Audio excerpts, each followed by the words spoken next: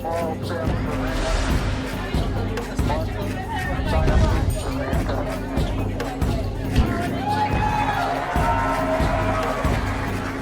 Let's go.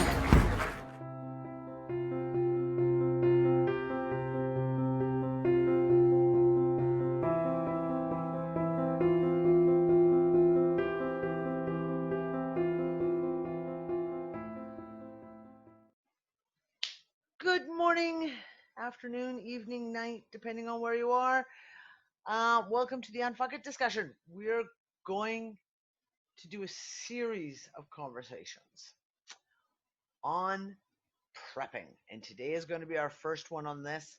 Our first topic that we're going to really take a look at today is going to be prepping as far as food and importantly prepping on a budget, because that's one of the number one questions I get asked all the time is, well, I don't have a lot of money, I don't have any money, like how do I go out and buy $400 of MRE emergency field packs when you don't have any money? And the short answer is you don't have to.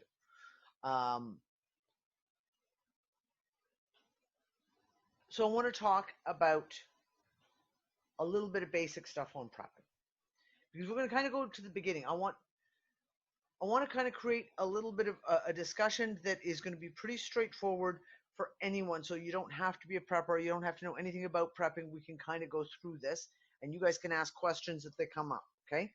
So in prepper verbiage, if you will, you have two kind of major types that we talk about. We talk about bugging out and bugging in. So bugging in is what we all did during the COVID-19 lockdown. So therefore, everyone has already survived their first bug-in event of being stuck in the house, can't go anywhere, and you just got to pretty much make do with what you've got on hand for a lot of it. Okay, so bugging in is basically just that. It is when you have something happen, whether it is a COVID-19 pandemic lockdown where you are stuck in the house, you can't leave the house, you must stay in the house, therefore you've got to make do with what you have on hand. Or it can be another problem. It can be, for example, that there are okay, come on, can we get, why is my thing not working? There we go. Holy crap, sorry guys, my internet is a little bit bad today. Apparently my internet's a whole lot bad today. We've got Storm Ellen bearing down on us right now in the United Kingdom, and Ireland is prepping at the moment for the whole storm to hit us. So the other things for bugging in could be things like, for example, there is a bad storm. A bad storm is hitting, and you don't know, you could be stuck in the house for a day, 2 days, a week, whether it's a blizzard, whether it's a hurricane, etc., etc. It could be a situation where there's been a massive chemical fire and you've got to stay in the house and with your windows and your doors shut to make sure you don't get contaminated. There are multiple reasons as to why you may have to bug in, as the case may be. So I want to talk about that first, because obviously preparing to bug in is much easier than preparing to bug out. Bugging out is when you have to leave your house and you have to go somewhere else. You have to flee. In the case of, for example, we saw the California wildfires, the Australian wildfires, the floods that have happened when people have had to leave their house and go somewhere else that's safer. That's bugging out. Obviously, bugging in is easier because you have everything on hand in your house. Now, there are various levels of bugging in, i.e., the COVID lockdown was kind of like, let's call that level 1. It was pretty easygoing. You could leave your house to go get groceries. You still had electricity. You still had water. You still had natural gas. You still had internet. You still had radio, TV, etc., etc., etc. So we'll call that level 1. But some of the other pieces that go with that is what happens if you're in a bugging in situation like a storm and you lose electricity or internet or communications or your gas, your heating, et cetera, et cetera. So there's multiple levels, and I want to kind of dig through the muck because there are a lot of prepper groups out there. There are a lot of prepper websites out there that are really, really geared, and they tend to put a lot of fear into people. They tend to put a lot of fear into people from that place of, I have to spend hundreds, if not thousands of dollars in order to be prepared, which is for the average person right now, when you consider the economic situation of pretty much the entire planet, that is so daunting as to throw people right off. People could be at that point, you just start to say, well, I can't do that, so therefore I won't do anything, right? It doesn't have to be that way. And prepping on a budget is totally attainable. And there's lots of different things that you can do to make things easier for yourself, right? And a lot less expensive. So we're going to start off. I want to talk about food. Again, there's all kinds of websites that will tell you all kinds of things about what you need to have on hand, whether you need to have 1 week, 2 week, 2 months, a full year worth of food. And some of their recommendations I wouldn't necessarily go with. So I want to talk kind of like on a reality level, right? And I want to bring this down to our reality now. At looking at when we moved to the UK in March, we walked into the lockdown. Within a couple of weeks, everything was locked down. We couldn't get toilet paper for love nor money. No, we all took the piss out of that. No pun intended. Everyone made jokes. It was the biggest meme party of, I think, the entirety of 2020 was talking about the toilet paper. But because we literally, for the first 3 weeks we were in England, we had to buy toilet paper from like the corner shop, the dollar store, like, because you went to the supermarkets to try and get decent toilet. It was sold out. You guys all know. Most of you went through this. In situations like we've been through, it's not just ridiculous things like toilet paper disappearing. It's things like, for example, I couldn't get soy sauce for a month and a half. Now, you don't think much of it, right? You're like, okay, so soy sauce, whatever. But a month and a half, I mean, when you have a little one who loves rice, but the only way he'll eat rice is with soy sauce on it, you start going, oh my God, where am I going to get my hands on some fucking soy sauce? Flour. You guys will remember I talked about it. You couldn't find a bag of flour in England for love nor fucking money. There was no flour. There was not a 1 kilo bag. There was not a 10 kilo bag. There was no fucking flour. Right? So there are these, for a couple of weeks, I couldn't get yeast anywhere. So there's these things that happen when we have something like this COVID shit. Transportation lines get shut down, even if it is not a natural disaster situation. Transportation lines are shut down, so you have a lot of things that you may have wanted that you're all of a sudden not going to be able to get.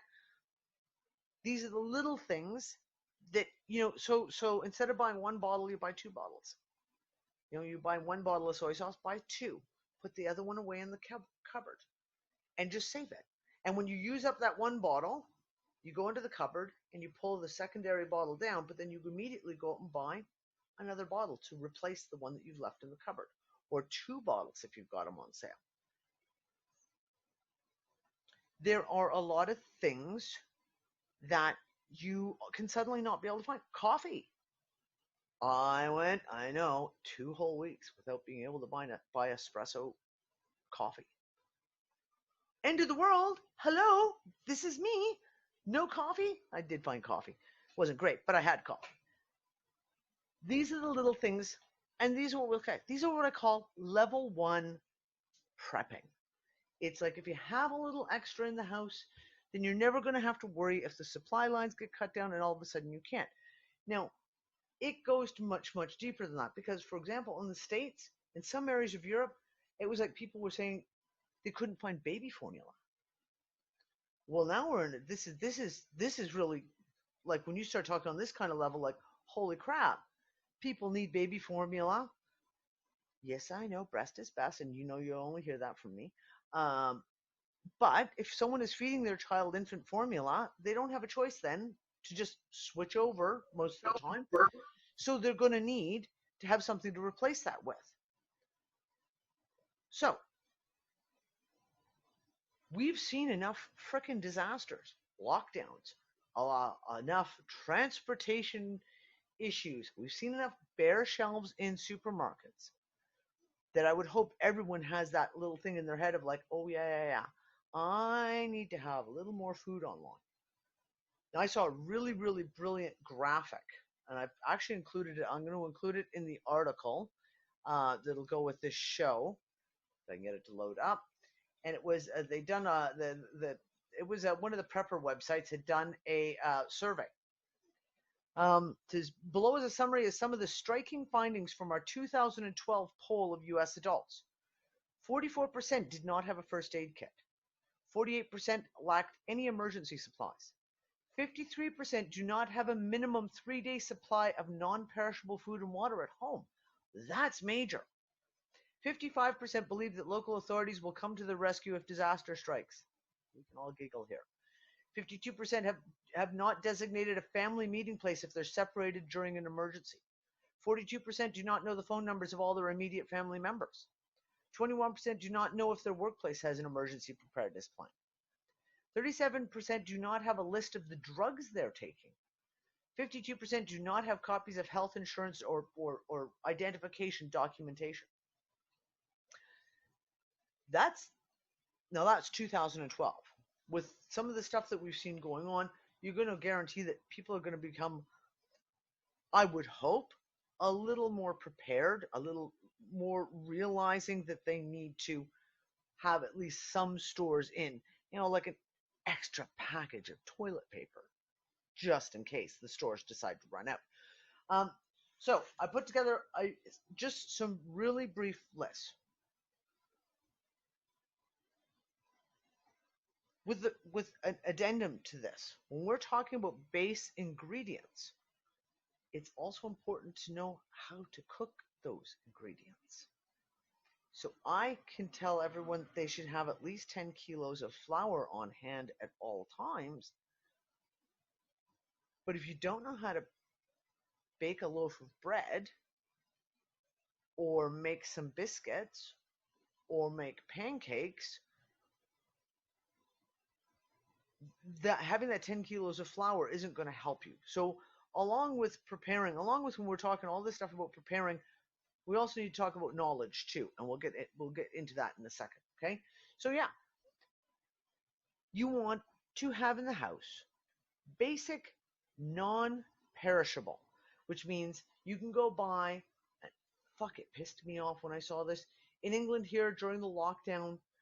There was this massive run on grocery stores, and for about a week and a half, 2-3 weeks, fresh produce became really, really difficult. And then started the photos of people putting out their trash, and there'd be like 10 bags of rotting potatoes in their trash because they went to the store in a panic, bought 10 bags of potatoes, didn't use them, and then had to throw them away a week and a half, 2 weeks later. Because fresh produce, unfortunately, is not a non-perishable thing. Your apples are... Well, it depends how you store it. Well, it does. I mean, potatoes... No, Bossy, yes, but please don't... We're not going to play this game today. It is a perishable item. Yes, you can store them longer. Yes, there's all kinds of things you can do. You can dig yourself a root cellar, a la grandma in the 1920s. But the average person living in an apartment that's centrally heated, your potatoes are only going to stay good for so long before they start going really disgusting. Same with your carrots. Same with your certain things are got more longevity. Squash will keep fucking forever, it seems. Cabbage, things like that. But the average fruits and vegetables that people buy are perishable. So yes, you want to have that on hand, at least 3 days worth on hand. So if something happens and this lovely storm that's about to hit us turns into a raging storm and I can't leave the house for 3 days because there's floods and hurricanes and everything else, I will have 3 days worth of at least fruit and vegetable on hand, right? We're talking about things that will last, things that will stay and last. Now, obviously, a lot of people turn to canned foods. Canned foods are awesome.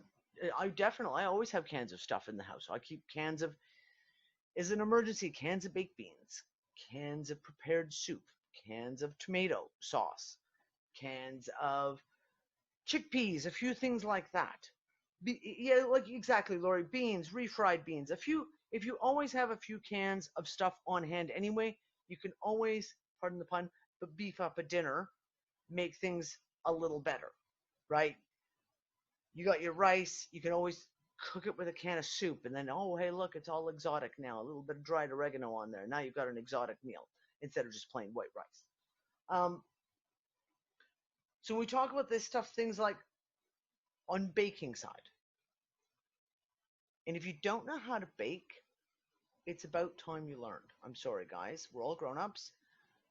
Everyone needs to be able to at least be able to bake some simple things, even if it's nothing more than tea biscuits that you can then spread your peanut butter and jelly on, right? Oats, flour. With those two on hand, you've got yourself a good basis of all kinds of stuff that you can make, even to the point of just even making porridge in the morning or no, any time of day. There's a hot, warm meal that will get you through, and you can add whatever you have on hand to it to flavor it. Oil. Now, oil is a tough one, right? Do you want to go and buy like a 10-gallon thing of cooking oil that you're going to could go bad real quick? Because oil really doesn't, once you've cracked the lid on your oil, it doesn't last very long. Instead of going with big, I personally always go with smaller, like 2-liter type jugs for exactly that reason. Once I've cracked one, I can use it and then I can pull the next one out. And what I do with everything that I buy is I cycle it. So this is really, sorry, I'm going to back up here for a second. This is really important. Even your canned goods have an expiration date on them. So you cycle through them. If every time you go to the store, you buy 2 extra cans of soup, let's say you use 4 cans of soup a week usually, you buy 2 extra cans of soup, you put the extra 2 away. But as you go through, you cycle them through so that you're never leaving old stuff to sit there for 2 years. You're basically continuously cycling it through. You do the same thing with flour. You can do the same thing with your rice, the same thing with your oil. You can always just cycle it through. Make sure you put dates on things when you've bought it so that you have like a basic idea in your head of like, okay, this bag of flour needs to be used by, and write it on the front of the flour. Things for a little side note too. One of the amazing things to get is if you can get vacuum seal bags, and like the good tough plastic vacuum seal bags, and you can order them. You can go find them in the dollar store sometimes, relatively inexpensive. If you get a 10-kilo bag of flour, and you know you've already got one on the go, this one is for storage. Put it inside a vacuum seal bag, zip that thing, suck the air out of it, and put it aside. It'll keep it dry. It'll keep bugs out of it. For the most part, you're not going to have to worry about it.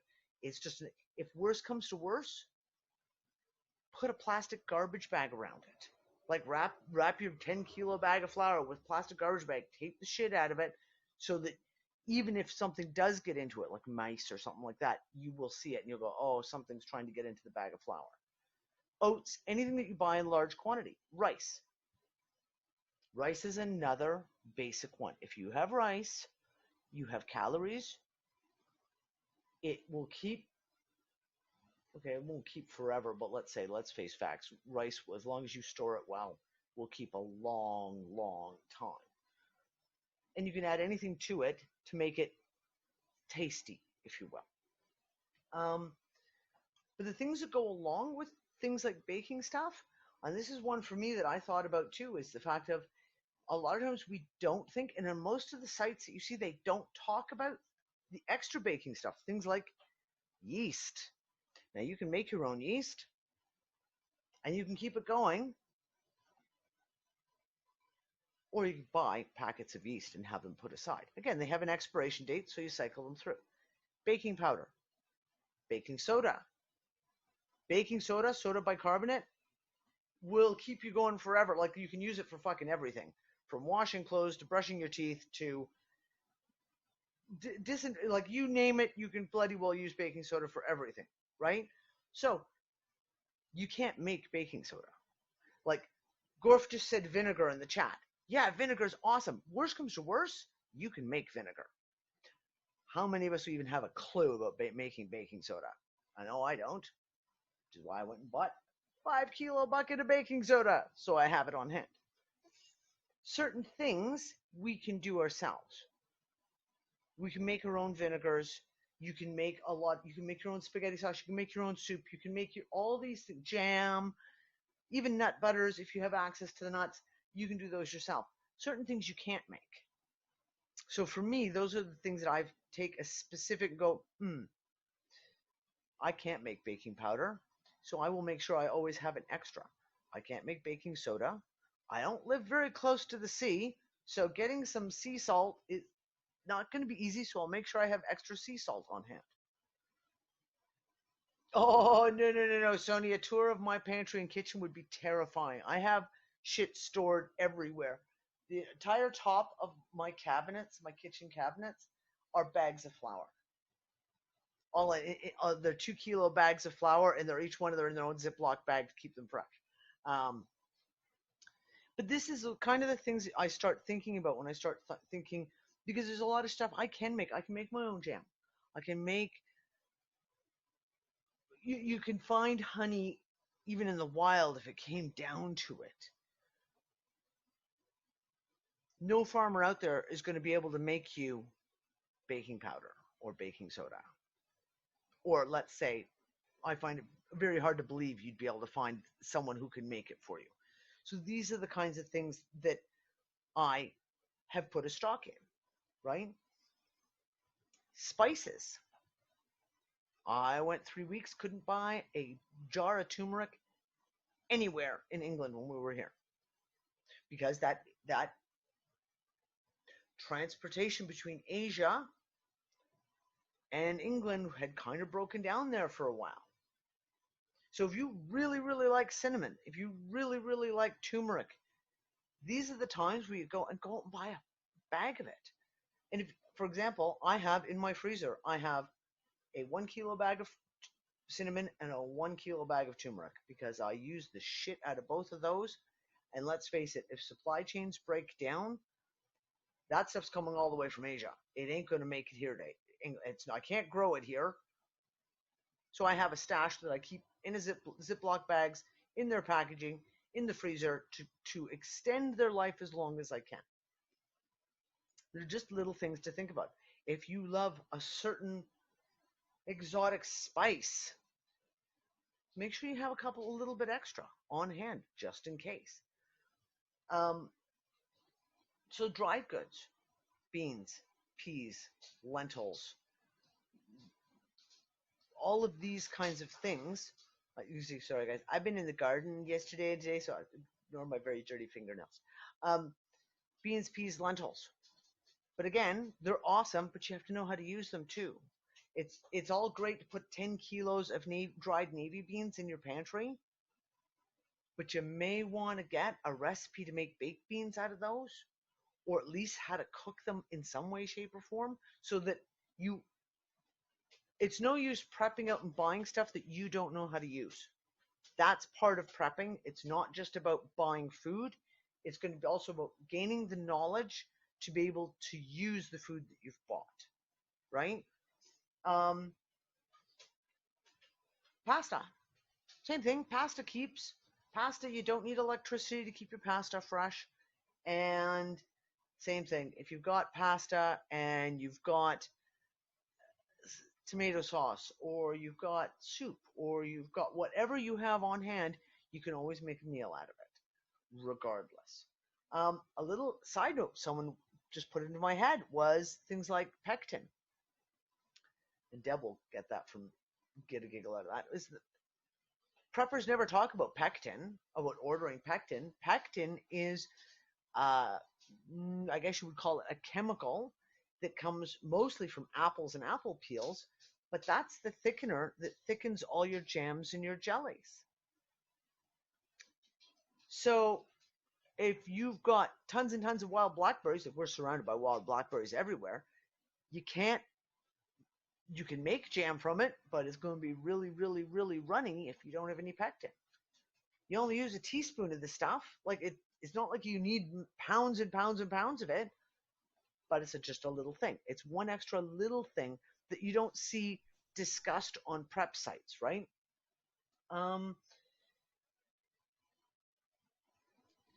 Danny, Yes, darling. for pectin, if you get Pomona's pectin, it does not react with sugar. It uses calcium water instead. So you can make all of your jams and things without sugar, which saves on your sugar storage. Yeah. And it's just healthier. And you can also thicken with honey instead of sugar. Yeah. Yep. Especially if you have honey on hand. That's a good one. Can you type in, Christy, type into the chat exactly what it was you called that? Because I want to make sure I have that saved, because I've heard about it, but I wouldn't have remembered the name ever. Okay, here's another thing. Okay, your basics. Again, going back to, you got your dry foods. Think stuff that you can keep in your cupboard. Think stuff that your grandma used to have in her cellar, in her basement, in her pantry, etc. Think about those things. Nancy's not here with us today, unfortunately. Nancy Lalonde and I had a really good conversation. There is a perception, let's say, amongst a lot of the woke communities, right, that if you go prepping, if you're talking about prepping and you don't talk about all GMO free, organic, free range, grass fed, blah blah blah blah blah, well, then you're not doing it right. In a perfect world, we would all like to eat non-GMO, organic, no chemicals, no preservatives. In a perfect world, that is how we would prefer to eat. But in a not perfect world, it comes into that category of any port in a storm. You may want to have the really expensive, non-GMO, freshly milled, organic wheat flour that comes in at, I don't know, $5-6 a kilo. Or you can put in a 10-kilo bag of the really, really cheap self-rising flour that you can get somewhere for $5-6 a bag. Hold on. Excuse me.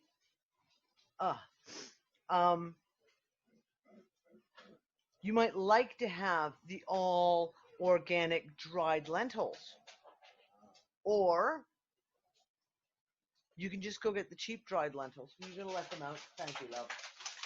Dogs need to go outside, apparently. I'll let them back in a few moments. Yeah, well, they have to pee, apparently. Dogs. And we'll talk about pets in just a moment. You prep to your budget. And if you've got the budget that you can afford to put in 20 kilos of all organic, flour and all organically grown rice and all this kind of stuff. Awesome. Fantastic. Good for you. The average person can't. The average person is do I like canned soups? Ew. Can't stand them. I know how much chemicals in it and fillers and crap and salt and but I have cans of soup. I have cans of mushroom soup. I have cans of tomato soup. Because in a not perfect world, a situation comes up where you might need to have that. So I want to just make that point that it's all well and good, but we don't need to be judging everyone on this whole whether if they're getting like, if you're going to get some cheap prepackaged mixed foods like your Uncle Ben's rice or God forbid Kraft dinner, fucking do it. Sometimes ramen noodles, yeah, Lori, we don't like to talk about ramen noodles, but hey, any port in a storm, when you're fucking hungry and there's no power and you're literally warming up water over a couple of candles or a little fire you've built in your backyard, ramen noodles will do the trick, because that's what it's about. It's about prepping is about, you want to look after your health, obviously, 100%, but it's also about survival. And in a situation, sometimes you're going to be in a situation where if you're going to turn your nose up at a can of Campbell's chicken noodle soup because you know it's got way too much sodium and sulfates in it, and you'd rather go hungry, then you're not hungry enough to make that decision. Exactly, Gorf. Rice noodles are fast and cheap. One of the places to look, in my opinion, always, I've done a good portion of my prepper shopping, always, are in Asian grocery stores. Go to the Asian markets, because you'll get, I just picked up a 2-kilo bag of red lentils from India that cost me 79 cents British pound sterling. You can pick up your big bags of spices. You can buy like a big 500-gram bag of turmeric, and it's not going to cost you a whole earth's arm and a leg, right? Asian cooking stores, Asian grocery stores are one of the best places to buy your rice. Don't go to the Loblaws, don't go to the Tesco's, don't go to the Walmarts. Go find an Indian store. Go get a 10-kilo bag of basmati rice. If you go to an Indian grocery store, there will be tons. And you'll be able to pick up what you want, and you'll be able to get it for a decent price. A much less. And same thing, that's where you get your egg noodles. That's where, if you're going to get coconut milk, exactly, Laura. If you like curry paste, go buy the stuff that you want. Have the things that you really, really love. Go get them. Put a couple away. That's all we're saying. Put a few away. And the Asian grocery stores are one of the best places to do that, especially the Indian grocery stores. For anything that's like your dried stuff, dried foods, dried beans, dried lentils, it's going to be way, way, way less expensive. Check your dollar stores. And one of the things about dollar stores is a lot of, especially not the more independent type dollar stores, if you will, is the reason they get all the stuff that they sell is they will buy, for example, job lots of a store's gone out of business, and they buy all the stuff at one set price. Which is why when we first arrived here, I walked into a dollar store and found 1-liter glass bottles of apple cider vinegar, organic, with the mama still in the bottom of the bottle, for 50p. And my eyes went, I just in Malta had just spent 15 euros on a bottle of Bragg's.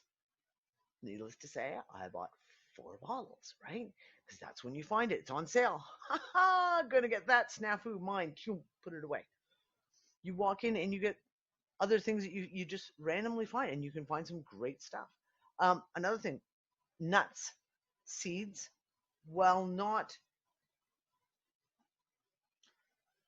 completely non-perishable, obviously they've got a more limited shelf life than a lot of other stuff does. Um, these are awesome things to have on hand. Coconut, dried coconut.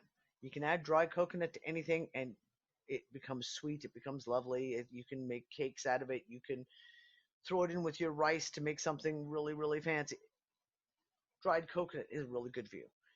Get dried nuts, dried fruits. Dried fruits are another one. Dried fruits will usually have a shelf life, if you don't open the packet, of a year. So having a stack of dried fruits, let me give you a little hint. Everyone should have a couple of packages of dried prunes. Because if you're ever in a situation where you're eating a lot of carbs and a lot of, let's say, more emergency type foods, constipation can be one of those things that can kick you in the ass, no pun intended. So have some dried prunes on hand. Speaking from experience here. Have dried prunes on hand, dried raisins, things like that. You have, if you've got them in your cupboard, make sure, like I say, you cycle them through. You go, oh, I've had those raisins in the cupboard for about 6 months now. Oh, let's make some raisin bran muffins. Let's make some oatmeal raisin cookies, whatever. Cycle them through and use them up. I'm trying to keep up with the chat. You guys are all over the place. One of the things that's important, especially if you have kids, or not just kids, if you have someone in your house, people in your house who are maybe emotionally sensitive. Anytime you're dealing with a bug in or bug out situation, it's usually, a lot of times, can be very emotionally disturbing.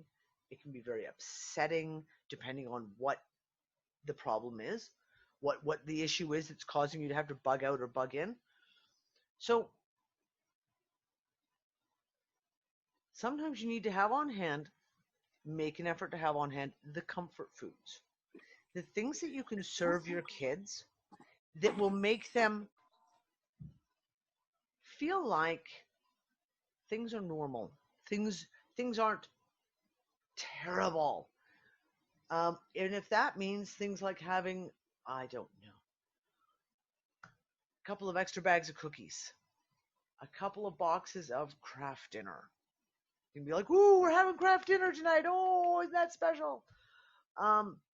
Packages of, dare I say it, we had a good joke about this the other day. Canned hot dogs. They do sell them, folks. They do. Hot dogs that are canned, and you just open the can and pull out the hot dogs, right? Hot dogs in a can. Sounds stupid. How many kids? Most kids. Having a hot dog is a pretty, like, yeah, cool, I'll have a hot dog. Having some comfort food on hand, keeping that aspect in mind is a really important thing. Things that will give a little bit of normalcy to the situation and almost in the way of treats type stuff. My sister-in-law used to dehydrate fruit and make fruit leather. And that was the kids' most absolute favorite treat. Well, so you make some fruit leather or buy some fruit leather, put it away, store it up, away for just those times when kids maybe need a little bit of extra energy or maybe just need a little bit of a treat. Same thing with pets, right? So you have to think, when you're talking about prepping in food, you have to think about your pets. I try to, this month has not been great, try to always keep an extra bag of kibble on hand. Even though I make my dogs their food from scratch, most of it. If you at least have a bag of kibble, a couple of cans of dog or cat food on hand, at least you have a stash that you can turn to in an emergency. And same thing, a couple of little extra snacks, whether they're like doggy treats or doggy biscuits or something, it never hurts to have a few little things like that. Okay? Now, when we're talking about on a budget, Yes, the Asian food stores, fantastic. Look at stuff that's on sale. Look at stuff that's in the dollar store. Like I say, you never know what you're bloody well going to find there. Hold on, now I have to let the dogs back in. I'll be right back. Come here, jerks. Come in. Quick. Go lay down. Go get your wet asses. Go lay down. Wet dogs now.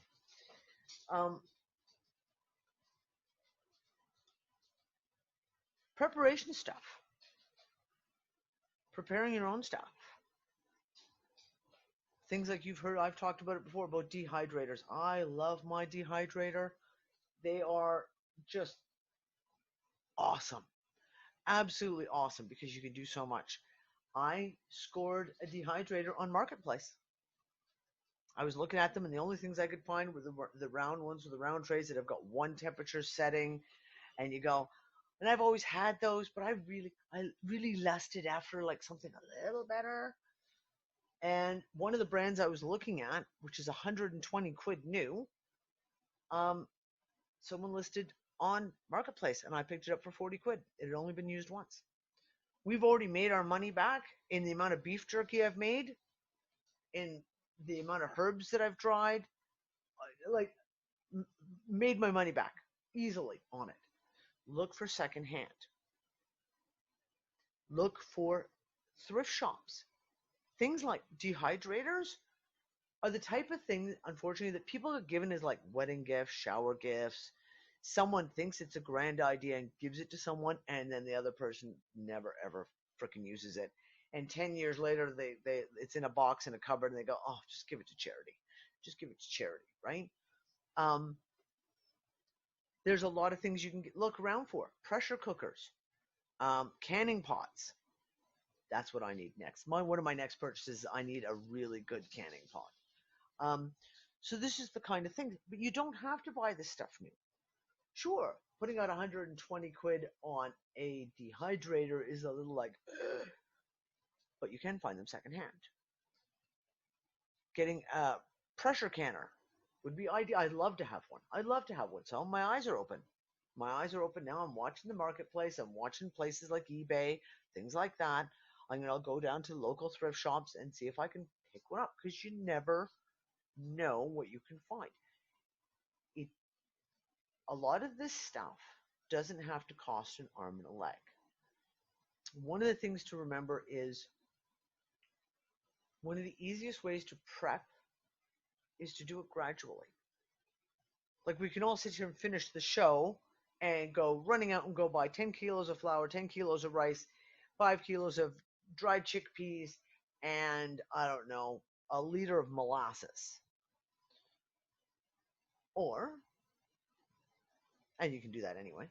But if each time you go shopping, you pick up one extra item, even if all it is one extra bag of pasta, you may really, really like the imported from Italy at $2 a bag pasta. But there's always store brands that are about 45 cents. So you pick up 2 bags of store-bought 45-cent pasta, and that goes into your prepping pile, right? There you go. Cans of beans, exactly. So you pick up, if you're going to buy 1 can of baked beans, buy 3 instead. So that adds an extra, what, $1.50 to your shopping? And if you get them on sale, way less than that. These are the kinds of things. You don't have to do it all at once. You can continuously build your stock, and you will find that it's very, very easy to get yourself into the headspace of looking at things and going, oh, wait, look at that.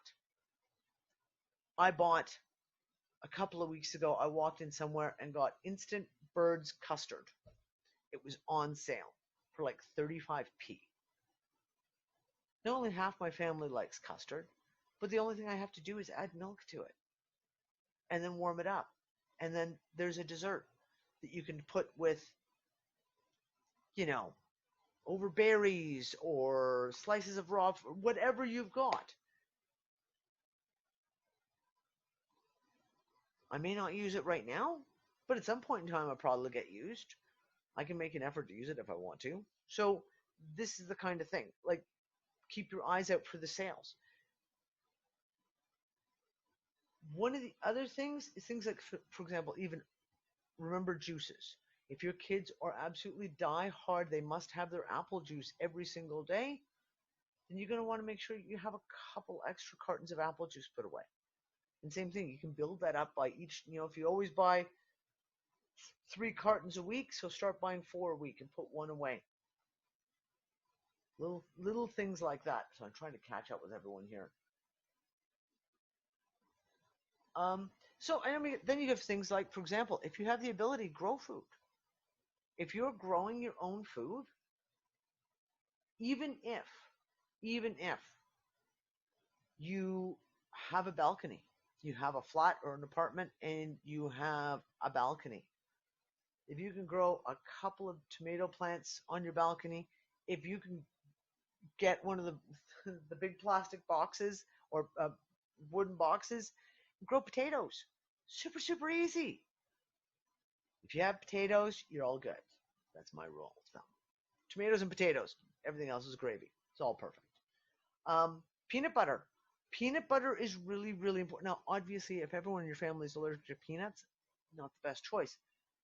Peanut butter is one of the highest listed items that you should have on hand for prepping. And you don't, if you can, get rid of the Skippy, get rid of all that crap, because that stuff is bad for you. Go find, I just found a brand of peanut butter that was in a shop that had African food. And I just got like a great big 1 kilo jar for like £1.50.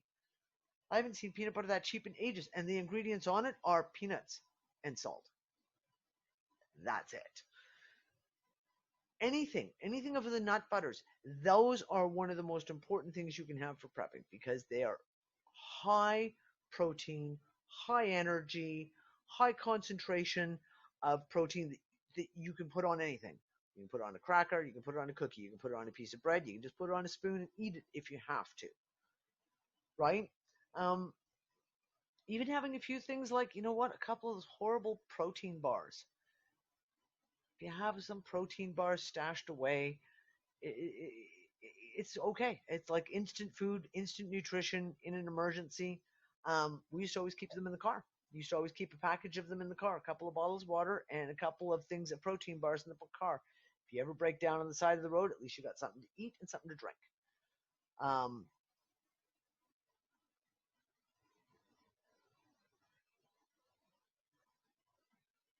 Oh, I bet you could still grow them, Amina. I bet you could still grow them. Yeah, like there's a lot of things that you can do. It doesn't have to cost an arm and a leg.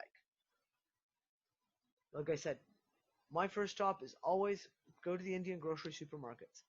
If you're seriously thinking about prepping tomorrow, tonight, this evening, go find your local Indian grocery store.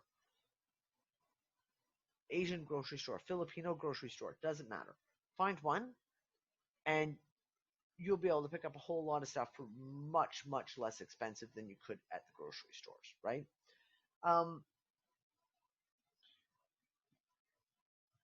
One of the other things we're going to talk about, for example, if you're bugging in. There's a difference between bugging in and bugging out. And I want to just touch on this a little bit. Because when you're bugging in, you're staying in your house. Therefore, you have all your cabinets. You have your basement. You have your garage. You have your shelves. You have your cellar. You have places to store all of this food that you've collected. When you're bugging out, things get a little different. Because then you need to be able to carry stuff with you. That's one of the reasons why I used to do dehydrated vegetables and stuff. And I would pick up, back in Canada when the kids were little, I would, you go to the grocery store and they'd have a big sale on carrots and you get 5-pound bag for $1. So I'd go and buy 10, 15 pounds of carrots, grate it all up, put it on the dehydrator trays. Once it was all dried out and they were just like little weird orangey brown pieces, I used to put them through the coffee grinder, grind it all down, and basically a 5 pound bag of carrots would dehydrate and grind down to about that much in the bottom of a freezer bag. Still got the same nutrition in it, and now I can add it to anything. I can add a spoonful to soup, a spoonful to spaghetti sauce. I can hide it in anything if I need to. And it's easy for packing up and taking it with you. So this is one of those pieces. Sometimes you have to think about lightweight. One thing you can never have enough of: Ziploc bags. If you're to a point where you've got to get up, say you've been bugging in because of a storm, because of something that's been going on, and suddenly you get to a point where you have to leave. And let's say you've got peanut butter and you've got things, but you've got, things like you can take your jam that's in the fridge, dump it out of the big heavy glass jar and put it in a Ziploc bag. Press the air out of it, seal it tight, maybe put it in 2 Ziploc bags. Always good to have 2 on liquid stuff. And then you can take it with you. As an emergency, quick, grab it quick. Every Ziploc bag saved my life continuously. I can never have enough Ziploc bags. And seriously, a vacuum, like the heat seal vacuum bags, those are absolutely brilliant to have because you can pick them up cheap.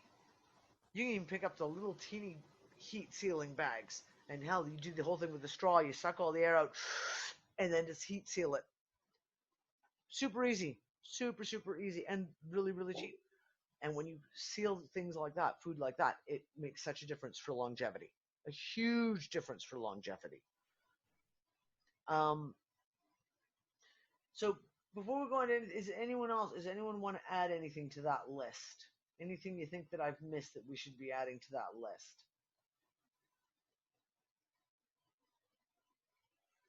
Yeah, Deb, exactly. A hair curling iron or a flat iron is also a good sub for a bag sealer. Yep, I've seen people do it.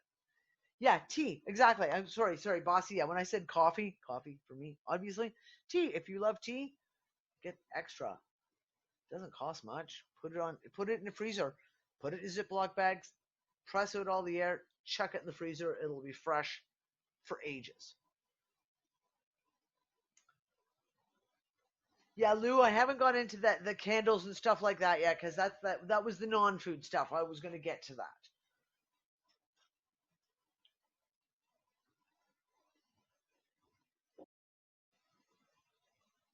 No one's got anything to add. Okay, so further on bugging in, there's certain things that you're going to want to have. And again, we have our levels of bugging, right? So you've got the COVID-19 lockdown where you still have everything fucking available, right? You've got your electricity, you've got your gas, you've got internet, etc. To floods and fires and hurricanes and blizzards where you may lose electricity. We should all be prepared for that. I mean, I'm sorry, anyone should be prepared for that. You should have flashlights, you should have candles, you should have batteries for the flashlights, you should have those kinds of things. Do you have for example, a charcoal barbecue? If you don't have gas, if you don't have electric stove going, if you can get outside or even under the cover of a porch or something and you've got a little charcoal barbecue that you can use to cook things up. Yeah, Christy, a manual can opener. I've only ever had manuals. I haven't had an electric can opener in about 15 years. Remember anything that you live by that's electric, you may want to have a manual one too, just in case. I can remember pulling out during a blackout. You guys all remember these? Remember Grandma had the little egg beaters? You held the handle and you turned the little gear, and it had you used it for mixing your eggs or everything like that. And I can remember pulling that out during a blackout. And I was about 18, 19 years old. And one of my friends looking at me going, "What the hell is that?" I'm like, "It's a mixer." They're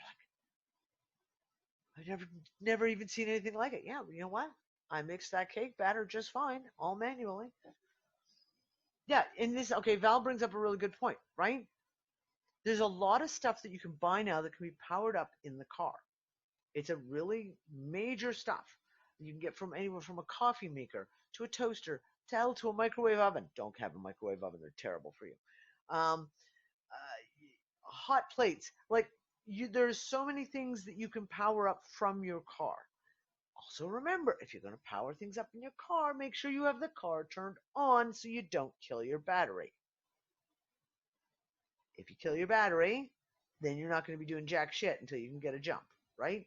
So always make sure if you're using anything in the car that you have the car is on and running so the battery is recharging.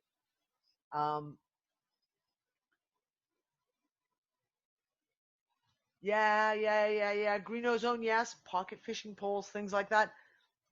And I'm going to get into that kind of stuff probably on another episode. Depends on how much time we've gone. Um, Things like, for example, someone brought up way up the list, having a pot or several pots, pans that can be used to cook over an open fire. Cast iron. Having a cast iron skillet, a cast iron pan is the best thing in the world if you're out camping or having to do some kind of like bug out type exercises. Cast iron, best thing in the world. Like I said, you may want to have a couple of pots that you say, and you know, these are the things that you pick up at the secondhand shop. Do not pick up any kind of pots that are, I've got like the Teflon kind of coating. Do not use those and think you're going to use them over a campfire, because the campfire will destroy the Teflon coating like that. So always think stainless steel, cast iron, something that is solid. Go to the secondhand shops, shop around, get a couple of extra pots, get a couple of a frying pan or a griddle. If you can find cast iron, again, it's one of those things that a lot of people get given and they have no idea how to use it, and it sits in a cupboard or a garage, and then it gets all rusty, and they go, "Oh my God, it's ruined! I'll just toss this out, or I'll just give it away to charity." And cleaning up cast iron, easy, easy, easy.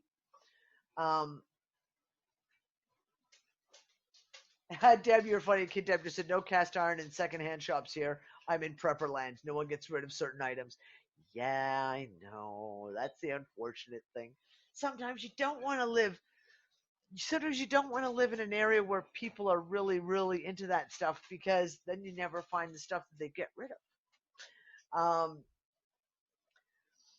Yeah, now hand crank radios. That's another. Joanna, excellent. You can buy.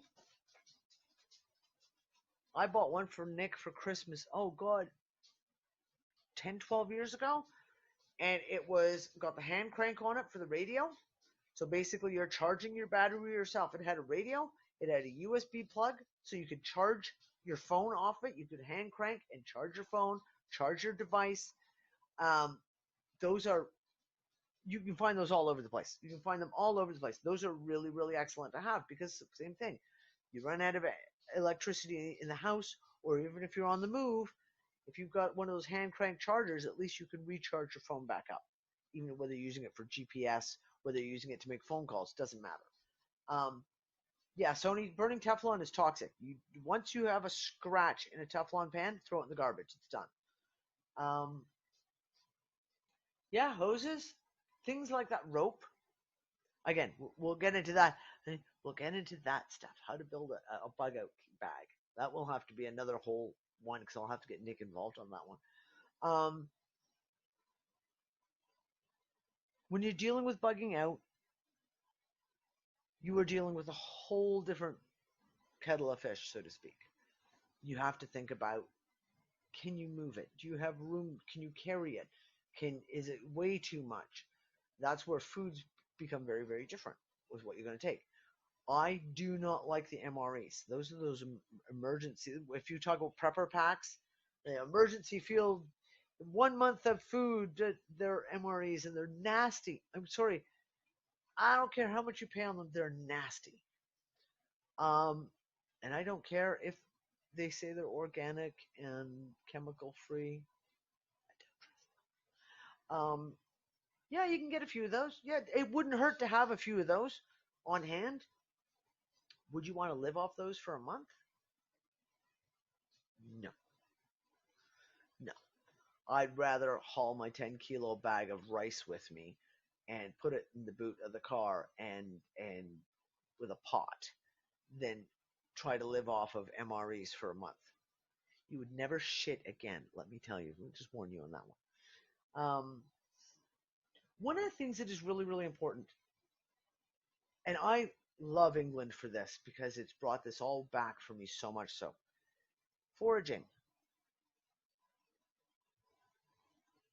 Now, foraging is really, really big here in England. People do it all the time, and it's kind of like a whole thing, a well-known fact that anything that's growing in public space, you can pick it. Just go and pick it. We went out foraging yesterday.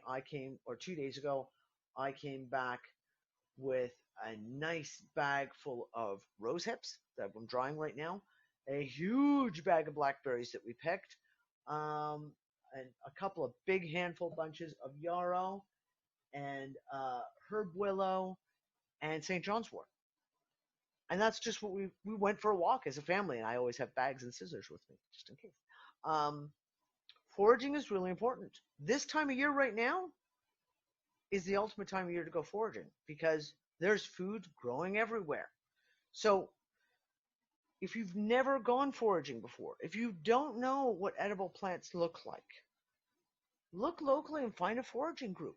There are foraging groups all over, whether you're Canada, the States, especially in England. Oh my God, they're everywhere. Join, if not, even if it's an online foraging group, join a group, find out about foraging. Find out about what's locally growing near you that you can go and pick. You find out that there's an apple tree that's down in an abandoned field, and you're like, it's apple season. I'm going to go pick 10 kilos of apples and peel them down, and I'm going to can myself some applesauce. Why not? If it's there, we're going to be doing that because we just found a whole copse of apple trees surrounded by blackberries, so we may need a machete to get to the apple trees. But we're going to go in the next couple of weeks when they'll be ripe, and we're going to go pick a fuck ton of apples. And I'll put them into applesauce, apple butter. I end up drying and drying and freezing all kinds of apples. Yeah. Why not? Blackberries are all over the place. It's blackberry season. Blackberry jam, blackberry elderberries. If you really, really, really, really, really want to have healthy, good, healthy stuff, get into the elderberries. Find elderberries. Put them down into cordial. Put them down because they're so healthy for you. And coming up cold and flu season in the autumn and winter, having the elderberry cordial and syrups is going to be really, really good.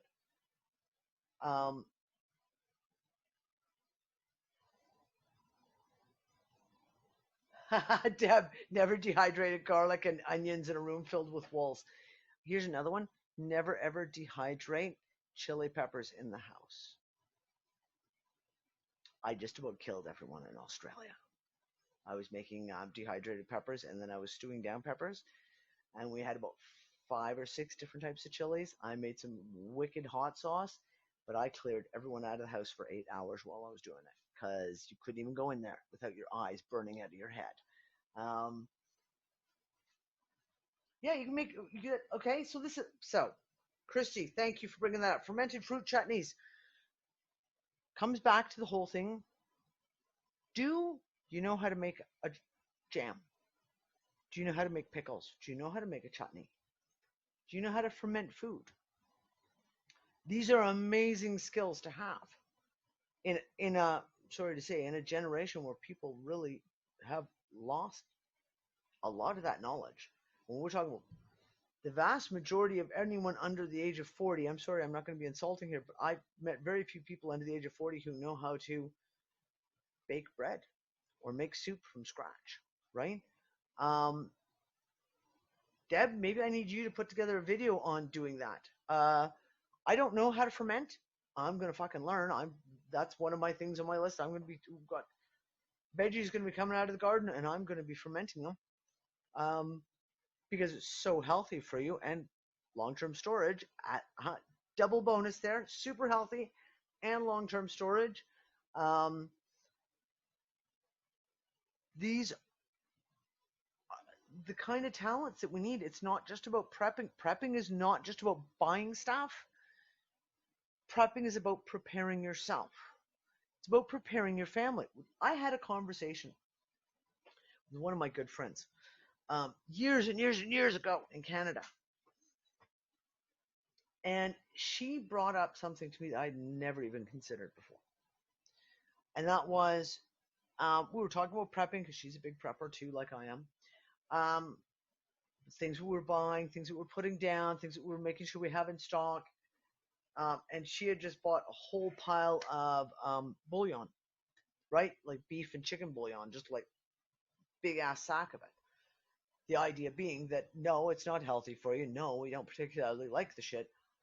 But you can turn anything into soup if you have some bouillon from wild herbs and mushrooms that are growing in the field, right? You can turn anything into soup.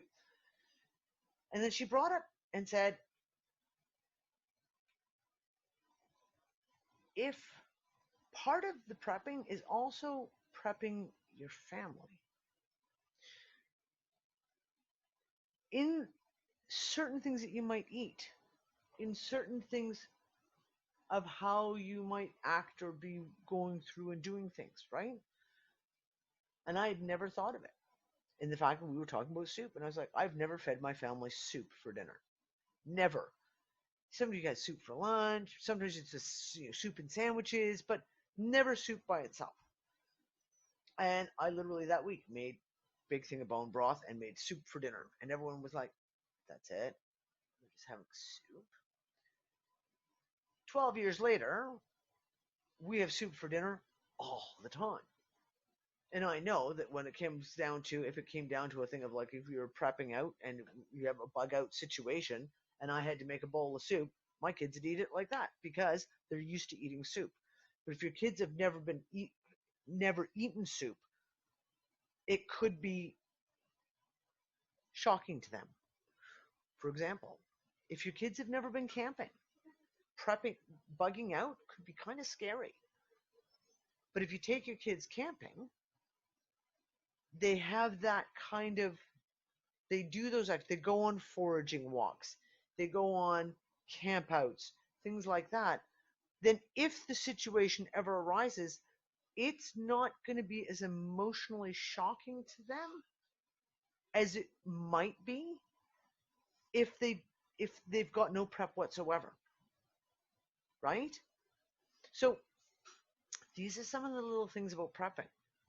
Knowing how to do things and kind of having your family put into a mental and emotional place where they're kind of used to something. Like eating soup. It could be as simple as that.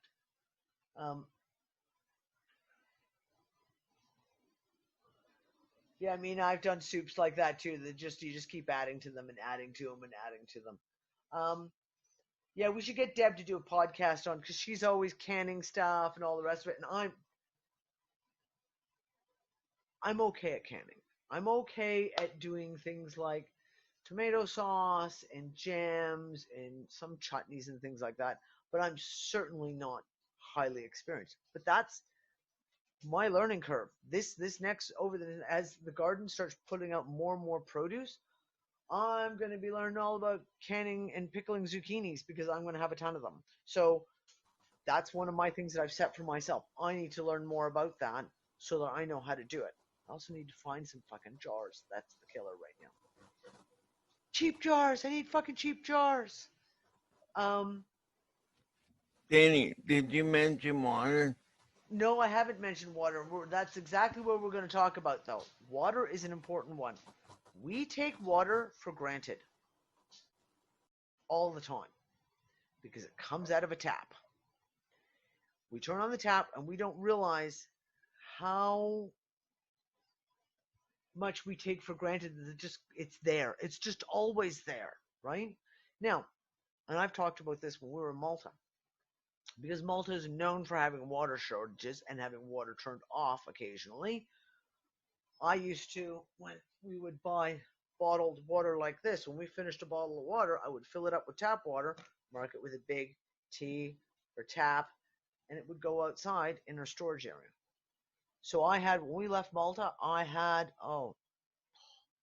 probably about 100 gallons of water stored up in water bottles. Now, you would never drink that water, Maltese water. You would never fucking drink that water. But it would give me water to be able to wash in, flush a toilet with if it came down to that, etc., etc.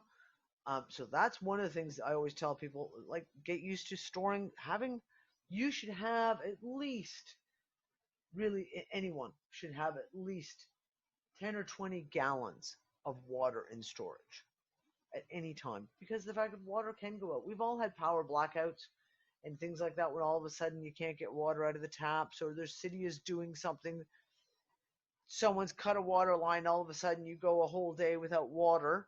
Well, if you've got bottles of water stored, then you can flush the toilet, then you can wash the dishes, then you can wash your feet if you have to. Long-term water is when people should look at filtration systems. Having even having one simple prepper water filtration system on hand, you really can't go wrong. You really, that's one thing, because without water, you're fucked. And you need to have clean water to be able to cook in, clean water to be able to drink. And if you're ever in a situation where you're going to need to gather water out of a river, a lake, hell, out of a water barrel, it needs to be cleaned before you can drink it. So I always recommend, if you're going to put aside a little bit of money to buy, say, one piece of gear, the one very first piece of gear I think everyone should have is something that's for filtering water. Christy, I do not have rain barrels. I fucking need rain barrels. I've been saying that. I actually saw some big ass water barrels for sale at one of the dollar stores for about 12 quid each. They were big. I don't know how many gallons were. They were big. I said to Nick, yeah, we need to get a couple of those. We could have filled them up in the last 2 days. We could have easily filled them. Easily.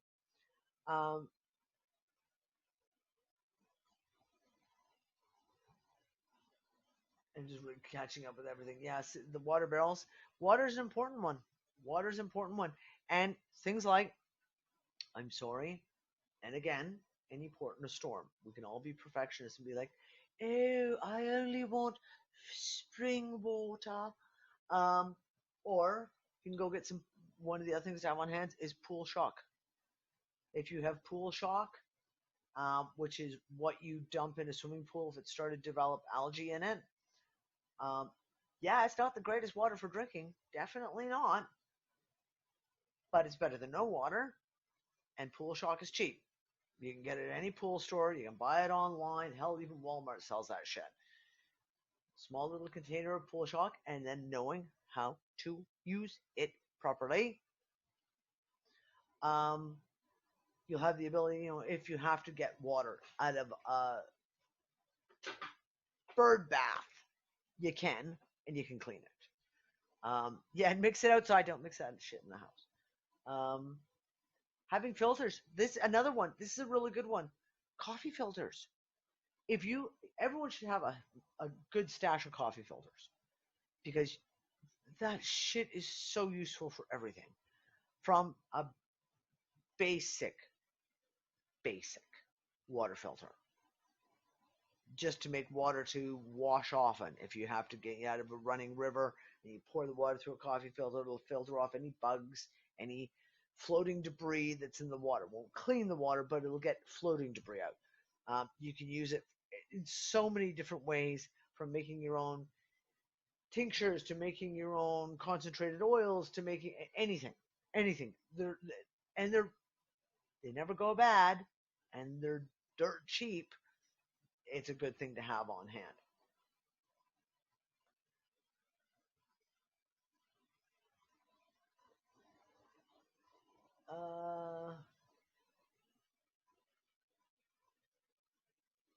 Deb, what was that about the Berkeley? Is that the Berkeley filtering? Wow. I don't know the Berkeley filters. Which that? What is this one? Yeah, Berkeley. She says they last for 10 to 11 years with normal use. Test by adding red dye to the top, and if the water is pink, then it's time to change the filter. There you go. There you go. That's a good recommendation. I don't know that one very well. Here's another one that no one likes to think about.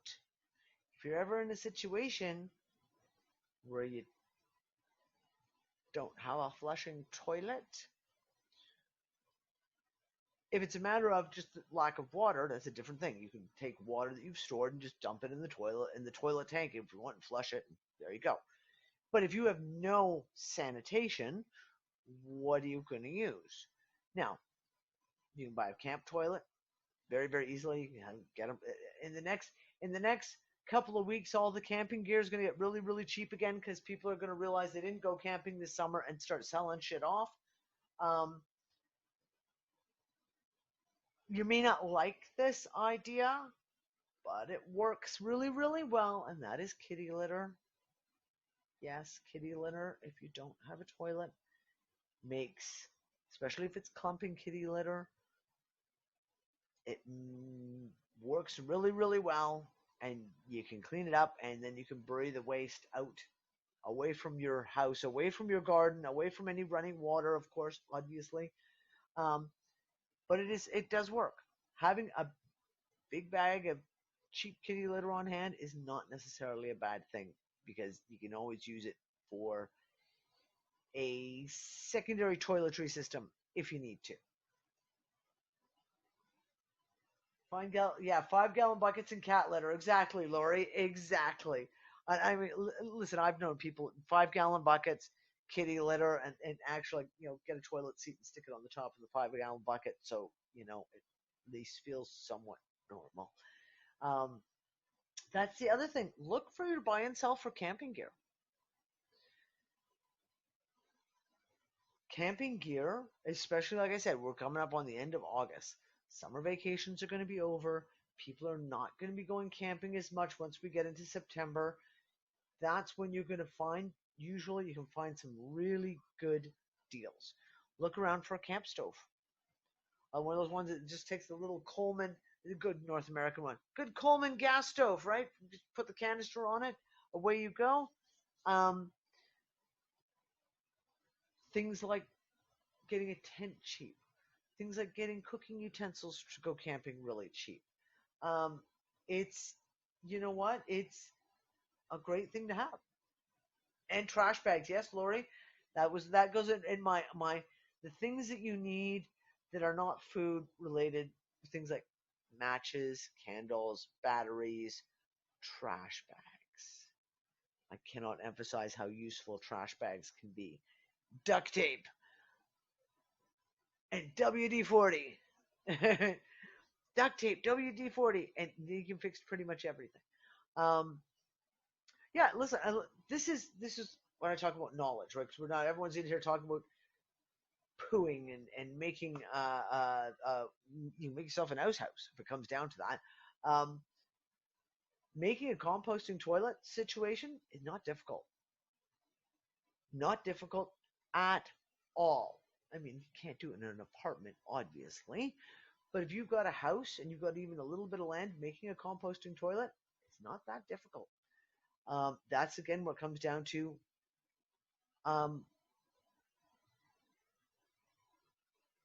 gathering up knowledge, having the knowledge to be able to do things like this.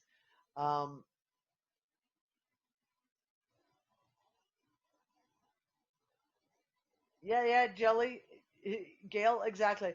She just said we had an old tent which we cut a hole in the ground sheet, dug a hole, and used a bucket with holes drilled in and layered it with charcoal to have peas in the wild while you were camping. Yep, always. Yep. Gorf, that's so funny because you know what I've been shopping for this week? Yeah, tobacco seeds. The other thing to talk about is in a true shit hits the fan situation. not a COVID lockdown, not just a blizzard that's going to be over in a matter of 3-4 days, but in a true shit is seriously hitting the fucking fan situation. Barter items are a good thing to have stocked. And let's face it, the chief barter items are always those things that everybody is addicted to. Cigarettes, pot, alcohol, and of course ammunition. But in a true shit hits the fan situation, having tobacco, having the ability to grow tobacco. Now it's not a fast. It's not like growing cress where you can have that grown and there you go, and away you go. Tobacco takes a long time to grow and takes a long time to cure. But you don't need to have a hell of a lot of land to grow a fuck ton of tobacco. Tobacco is really good for that kind of thing. Cigarettes, bullets, and beans, exactly. It's one of those things. Think about things that you have. A friend of mine joked about. He says, lighters. You have no idea how valuable a lighter comes if shit's hitting the fan. Matches get wet, things like that. But a good quality, like this is a blowtorch lighter. You can just fill it up. Those kinds of things. Candles. Knowing how to make your own candles, also really, really good. One of the other things I want to say, for going back to the food topic, this is really, really important in my opinion, because a lot of the stuff that we're talking about for food, we're talking real basic carbs and proteins, things like rice and flour and beans and lentils and that kind of thing, which if for any extended time can leave you nutrient deficient. Sprouting trays, growing sprouts is A, fucking easy. You don't even need to have sunlight to do it. B, cheap. And C, grows fucking fast. In 5 days, you can have edible sprouts. So those are nutritionally dense, packed little bombs. And they're really yummy. You get a lot of people go like, oh, I don't like mung beans. No, you don't have to do it mung beans. You can go and get here. Hold on, let me see if I've got my bags sitting here nearby. I went and I ordered a bunch of sprouting seed specifically, and that was my bug out purchase for me this month because we're on a really tight budget. I don't have the money to spend on a lot of shit, so my bug out purchase for this month was I bought sprouting beans. So that was 500 grams of snow peas seeds just for sprouting. That I think cost me £2.50, maybe. I don't even think it cost that much. And then I've got things like alfalfa seeds, and I got red clover seeds and alfalfa seeds. That's 100 grams. You don't realize that is a fuck ton of seed. That I think cost me 95 cents British sterling. Okay? If you have seeds for sprouting, you have instant food. It takes 5 days to grow them. And if you get so I've got cress, I've got alfalfa, red clover, I've got lots of broccoli as well, broccoli seeds, and more cress and the snow peas. Sunflower seeds, you can do sprouting sunflower seeds.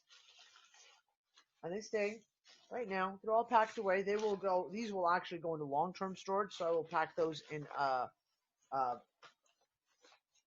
vacuum seal bag, and then I'll mylar them for long-term storage.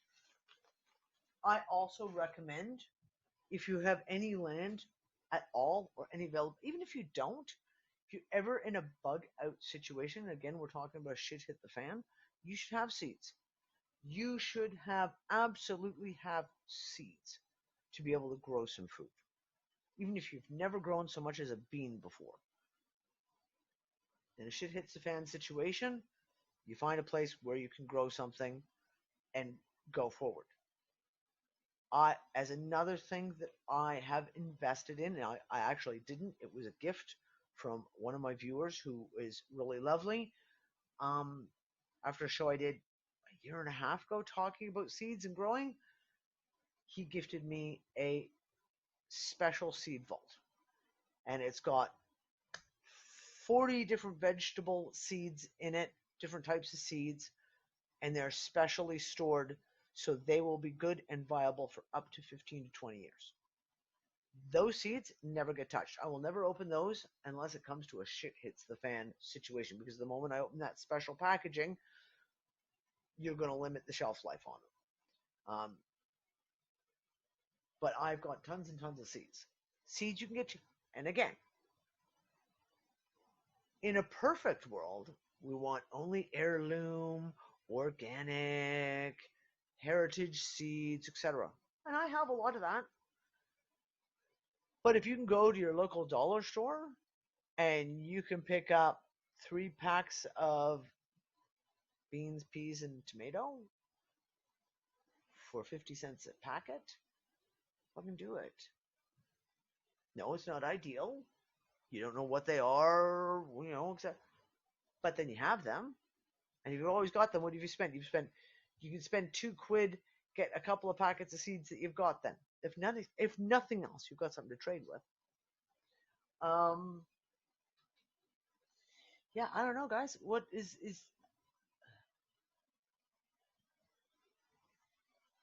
okay? Pam, prepping for dogs and cats.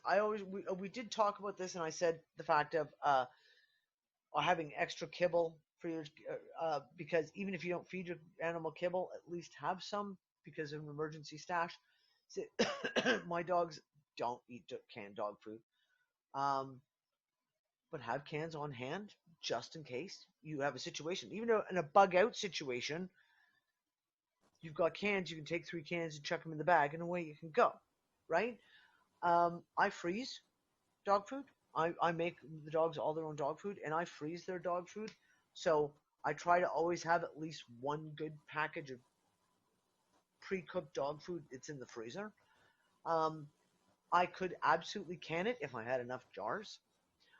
That is something I would be looking at if I could get enough jars, is to can some dog food of their regular normal stuff that they're used to, right? They have their normal mix of stuff that they really, really like in their dog food. If I could can it, then I would have something on hand that they would always, and again, it's a comfort food thing, right? They would always recognize it as wherever they are, whether they're in the house, whether they're out in the countryside, it wouldn't matter. That would be a piece of home to them. They would recognize that. I make granola bars, which is granola bars for dogs. And same thing, those freeze really, really well. They get crumbly when you freeze them, unfortunately.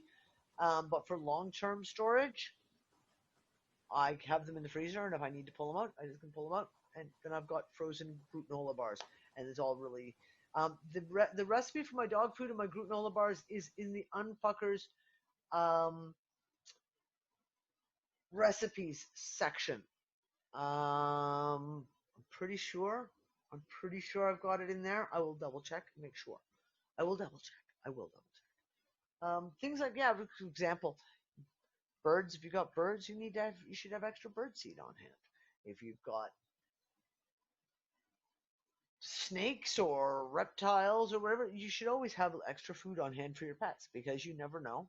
And especially if you've got an exotic pet like a snake or something that takes not just your average dog and cat food, that could be one of those things. Those are the kind of foods that disappear real quick if you're talking about an interruption in transportation lines.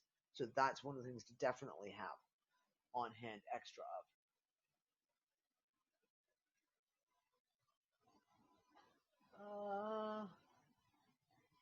And yeah, dehydrated dog food, absolutely. Beef jerky. You can literally take any meat and just, for the dogs, you just don't season it. You put a little tiny bit of oil over the outside and dehydrate it. I've done that for the dogs. They fucking love it.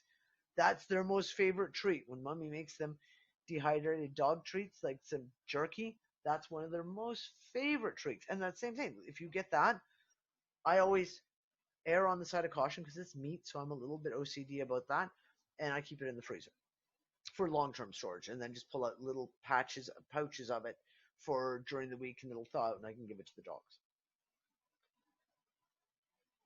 Yeah, okay, so Deb just said you can stir in pureed veggies to mince meat and dehydrate that too. I hadn't thought about that, Deb. That's a really, really good idea. I hadn't thought about that. That is a really good idea. I'm gonna have to think about I'm gonna have to come up with some new recipes, aren't I?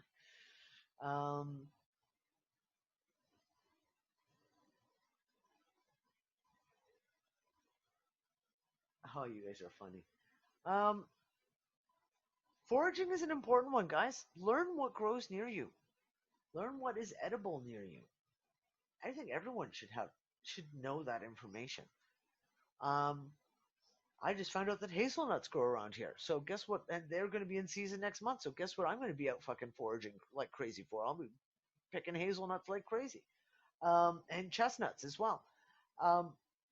Learn what's not close to you. Learn what's you can gather naturally. I mean, hell, you save yourself some money if you can go and pick a bucket full of blackberries or raspberries somewhere cheap, free, because they're out on out in a field somewhere. Saves you money. Absolutely.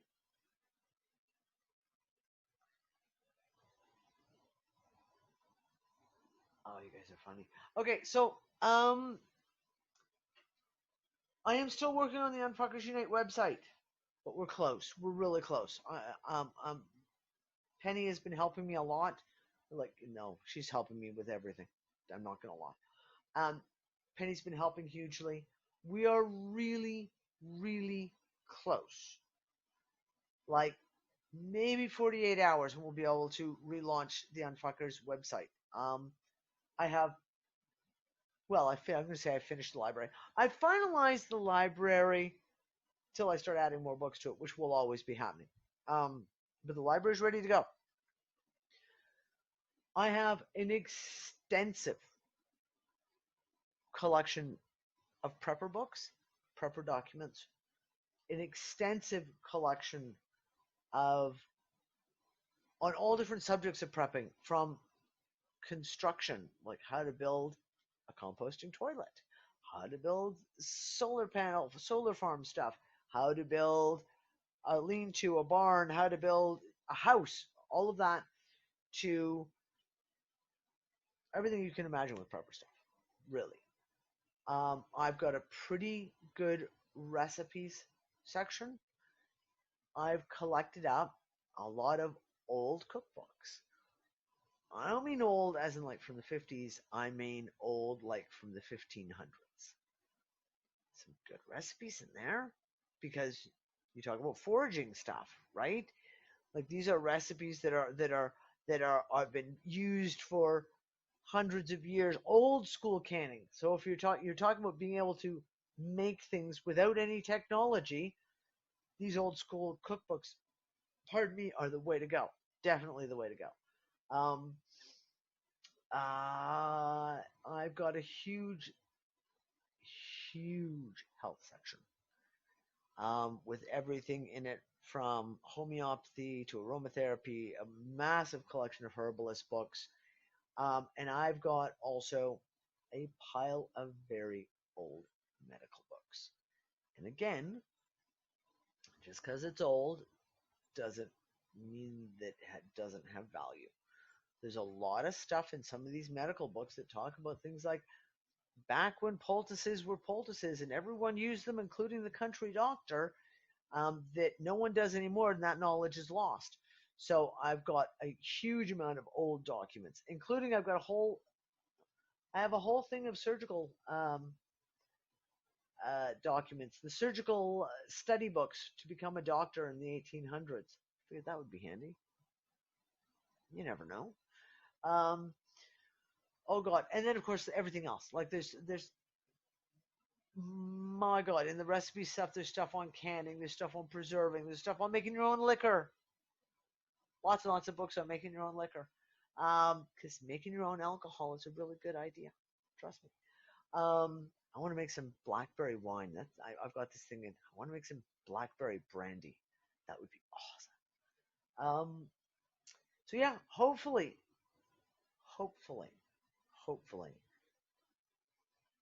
another 48 hours, we should have that ready to go and be launched.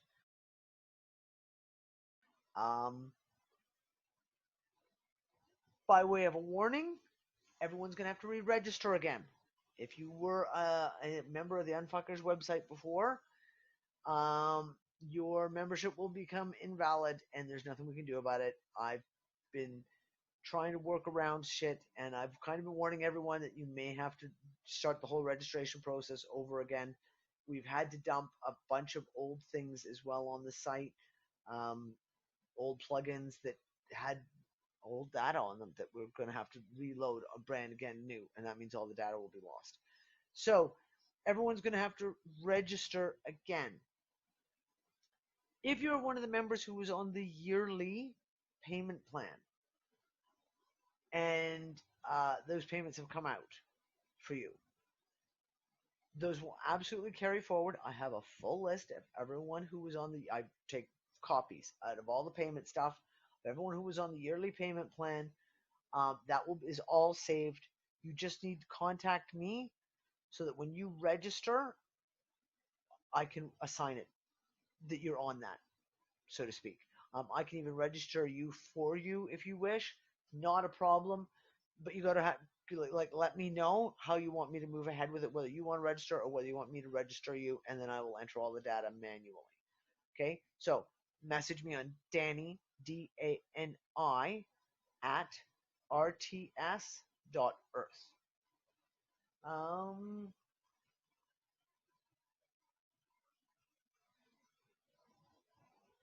Yeah, Garfield, there you go. Winter's coming. You can catch up on all kinds of other missing shows. I have not updated the video library in a long time because we had one of the movies that I had in there got reported somehow. So I have not done that. But the book library is, I'm really pleased with it. It's extensive, and I've been really going hard, continuously collecting. And I will keep saying, if anyone has any particular authors that you want to see books from, genres, if there's a specific subject, and I mean specific subject, don't just say astrology, because I got a ton of astrology books. If you've got something specific, let me know. I'll go search and see what I can find for you. I'm totally open. You run out of ideas sometimes. You can't download if you don't know what to search for. So if people come to me and say, oh, how about this or this or this, I'm like, awesome, here I go, and I'll go find it.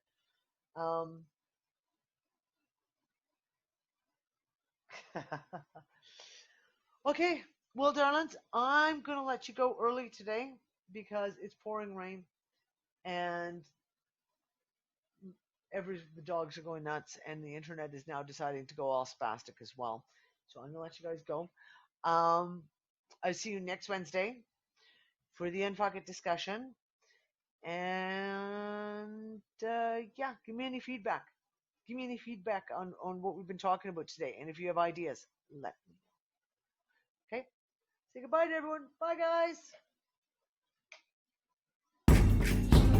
One small step